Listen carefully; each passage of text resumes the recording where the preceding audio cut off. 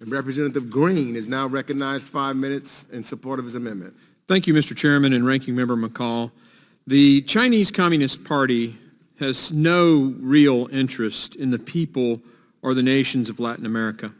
Their malign influence and predatory tactics threaten the economies, democracies, and liberties of the region. In Ecuador, the Communist Party laid a multi-billion-dollar debt trap that obligated Ecuadorians to repay China with 80% of the country's petroleum exports.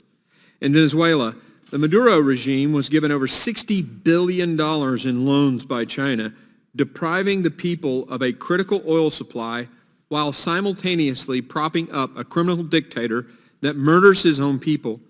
In the Dominican Republic, China overcharged its supposed diplomatic ally $19 million for only 1 million doses of life-saving vaccines. The examples go on and on and on. The United States and Latin America must address China for what it is, a hostile, adversarial, and predatory regime that manipulates markets and keeps Latin Americans dependent. My amendment officially recognizes the malign influence of the CCP's predatory economic engagement in Latin America and directs executive agencies to counter this aggression. This is a critical first step in advancing prosperity and security in the Western Hemisphere. I urge my colleagues to vote in favor of this amendment, and Mr. Chairman, I yield back the balance of my time. And Representative Green is now recognized for 5 minutes in support of his amendment. Thank you, Mr. Chairman, and in an effort to be as bipartisan as I can, I'm going to dispense with my discussions about the slush fund of, the Green Climate Fund. We've talked about this ad nauseum on our side, so I'll save you guys that.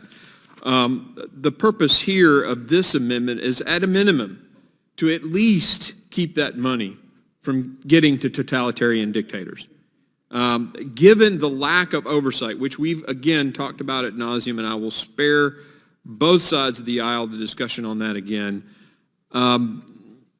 we owe this to the people of the United States. At least let's not allow this money to get to Cuba, Nicaragua, and Venezuela. And I urge my colleagues to support this very simple amendment that addresses a small aspect of this money going to the UN with no control on to green projects. Let's at least keep it going to totalitarian dictators.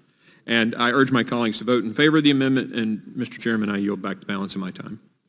Mr. Chairman, if I could be recognized. Yep. I think to answer the gentleman's question, as the ranking member on Western Hemisphere, it tends to be the area of the world that I have a lot of focus. So your question was why just these. I would be more than willing to accept an amendment to the amendment if you're wanting to propose that.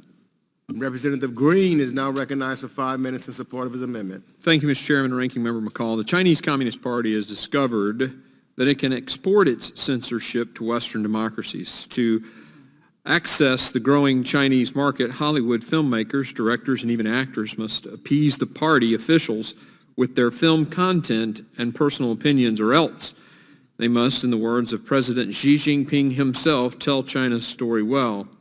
China's story is told by the brutality of the CCP as one of mistreatment and abuse of the Chinese people and resident minorities. Yet filmmakers who have a remarkable ability to bring truth to life through film and story must capitulate to the demands of the CCP. In many cases, filmmakers must submit their films to party officials in advance for censorship if they wish to access the Chinese market. The CCP and some filmmakers may see fit to censor difficult truths, but the United States must never support such an effort. This amendment prevents the U.S. federal government from giving financial or technical assistance to films that work with Chinese officials to censor material. It would also prohibit assistance to companies that are either co-producing with an entity in China or that have recently censored films on behalf of the CCP. I urge my colleagues to vote in favor of this amendment because no amount of pandering or censorship can cover up the horrific atrocities that the CCP perpetrates against the Chinese people. I urge my colleagues to vote in favor of this amendment, and I yield back the balance of my time.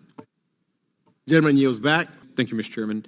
I just wanted to, I really appreciate the conversation we've just had, but I will say that, the only time we want to constrain the free market is when there's a national security issue.